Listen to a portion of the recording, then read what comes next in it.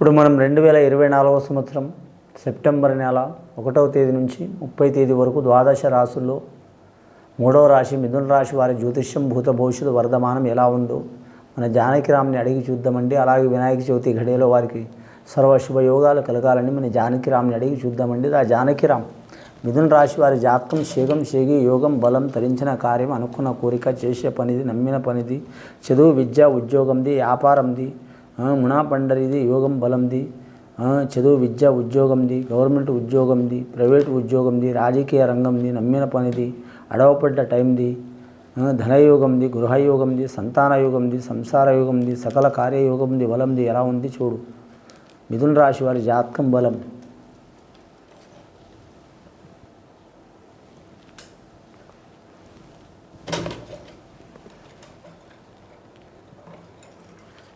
మిథున రాశి వారి జాతకంలో చెప్పాలంటే మాత్రం ధనం మూలం జగత్ ధనలక్ష్మి దేవత వచ్చిందండి.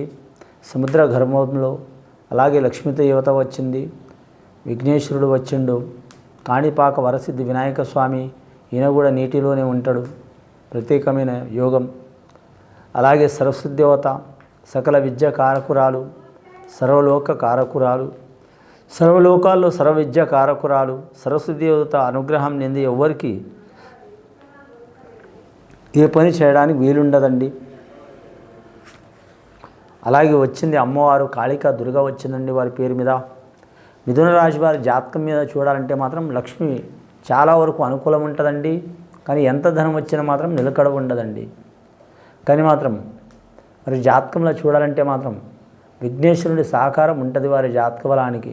కానీ అడుగడుగున ఆటంకాలు ఉంటాయండి. కాళికా శక్తి వచ్చింది, పవర్ఫుల్ శక్తి కాళికా శక్తి వచ్చింది. దక్షిణ కాళికా దేవత వచ్చిందంటే వారి ఇంట్లో ఖచ్చితంగా మాత్రం అమ్మవారి నిష్ఠ ఉంటుందండి.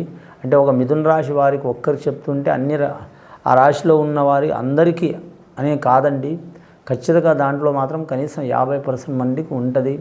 అమ్మవారి కాళికా శక్తి అనే కాదు, కులదేవత కానీ లేదా వారి గ్రామదేవత కానీ ఇంటి దేవత కానీ ఖచ్చితంగా ఉంటుందండి. అమ్మవారిని పూజ చేయటం మంచిది. ఆదాయం 11, ఖర్చు 5 రూపాయలు. సహకారం 4 చేస్తారు. వారికి ఇబ్బందులు పెట్టేది 7. కుటుంబంలో చూడాలంటే మాత్రం చాలా వరకు కుటుంబ స్థానంలో గురుగ్రహ బలం మంచి ఉంది కాబట్టి భార్యాభర్తల అన్యోన్య దంపతుల యోగ బలం ఉంటుంది. చాలా కాలంగా ఎడబాటు ఉంటున్నవారు కూడా మాత్రం మంచిగా ఉండే అవకాశం ఉంది. కలిసిపోయే అవకాశం ఉంది. కోర్టు కేసులు చిక్కులు చికాకులు ఉన్నా కూడా తొలగిపోయే అవకాశం ఉంది. ఏమైనా అపార్థాలు చేసుకుని దూరమైన వారు శత్రువులు మిత్రులుగా మారే అవకాశం ఉంది. అలాగే మాత్రం మిత్రభేదం ఉన్నవారు కూడా దగ్గరయ్యే అవకాశం ఉంది. బంధుమిత్రులతో కూడా మాత్రం ఏమైనా అపవాదులు చిక్కులు చికాకులు ఉన్నా కూడా తొలగిపోయే అవకాశం ఉంది. ఇక ఉద్యోగం చేయాలనుకునే వారికి కూడా మంచి యోగబలం కలిసి వస్తుంది.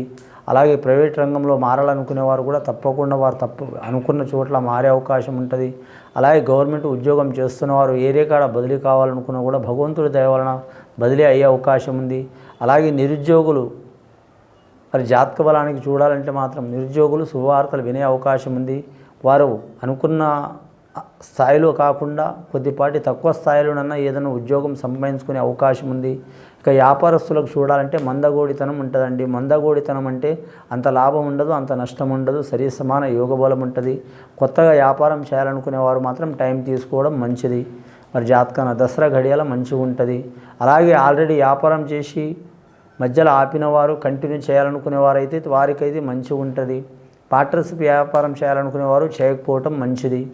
ముఖ్యంగా వారి జ్యోతిష బలంలో చూడాలంటే సంతానరీత్యా మంచిదే ఉంటుంది. ఇటుపోయే వారికి మాత్రం ఇంట్లో హడావుడి చాలా ఉంటుందండి. హడావుడి అంటే గొడవల గురించి కాదు, తగాదాల గురించి కాదండి. ఇంట్లో ఒక పండుగ వాతావరణం ఉంటూనే ఉంటుంది నెల మొత్తం వారి జాతకానికి ఖర్చు రెట్టింపు ఉంటుందండి. వృధా ఖర్చు ఉండదు. అది కొన్ని శుభకార్యాలు అంటే పెళ్లి పేరంటం కాదు, కొన్ని శుభకార్యాల గురించి బంధుమిత్రుల గురించి ఏదైనా విలాస వస్తువుల గురించి లేదా మాత్రం అనుకోకుండా విహార యాత్రల గురించి లేదా తీర్థయాత్రల గురించి ఆకస్మికంగా ధనం ఖర్చు అయ్యే అవకాశం ఉంటుంది. అలాగే క్రీడాకారులకు మాత్రం అచ్చుబాటు ఉండదు, కళాకారులకు కూడా అచ్చుబాటు ఉండదు, రాజకీయ నాయకులకు ఒత్తిడి అధికంగా ఉంటుంది. కానీ గవర్నమెంట్ ఆఫీసర్లలో మాత్రం 90% ఇబ్బందులు ఉంటాయండి. ముఖ్యంగా వీరి జాతక బలంలా.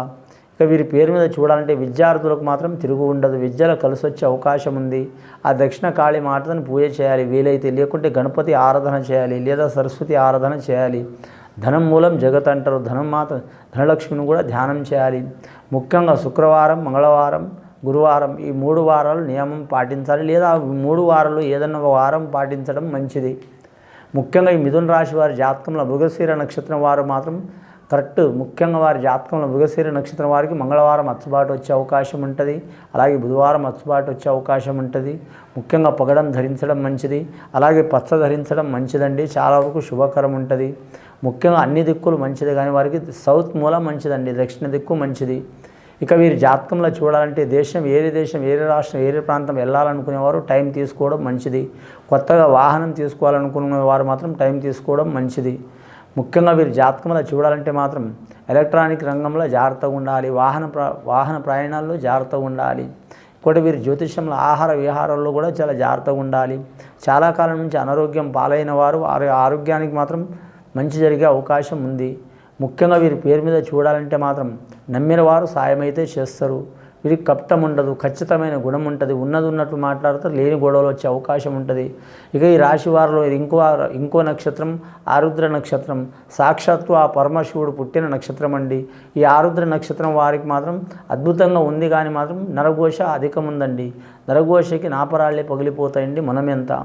కాబట్టి మాత్రం ఆరుద్ర నక్షత్రంలో పుట్టినవారు కావచ్చు, ఆరుద్ర నక్షత్రంలో ఉన్నవారు కావచ్చు, వారు ఖచ్చితంగా మాత్రం ఎవరికి పూజ చేసినా చేయకపోయినా మాత్రం ఖచ్చితంగా మాత్రం శివుడికి వారు భస్మాభిషేకం కానీ, లేదా మాత్రం నీటి అభిషేకం కానీ, లేదా మాత్రం పుష్పాభిషేకం కానీ, రుద్రాభిషేకం కానీ మాస శివరాత్రి రోజు చేయించుకోవడం మంచిది, లేదా ఏకాదశి రోజు చేయించుకోవడం శుభయోగం ఉంటుంది వారి జాతక బలానికి.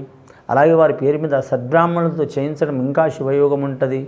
ముఖ్యంగా వారు కరెక్ట్ బియ్యం దానం కానీ, అన్నదానం కానీ, తెలుపు వస్త్ర దానం కానీ, తెల్లని వస్తువుల దానం కానీ చేయటం చాలా వరకు మంచిది వారి పేరు మీద. ముఖ్యంగా వారి జాతకంలో చూడాలంటే మాత్రం నమ్మిన పని జయమయ్యే అవకాశం ఉంది, కానీ మాత్రం వారి నమ్మాలి తప్ప ఇతరుల మీద నమ్మకం పెట్టుకొని ఏ పని చేయవద్దండి.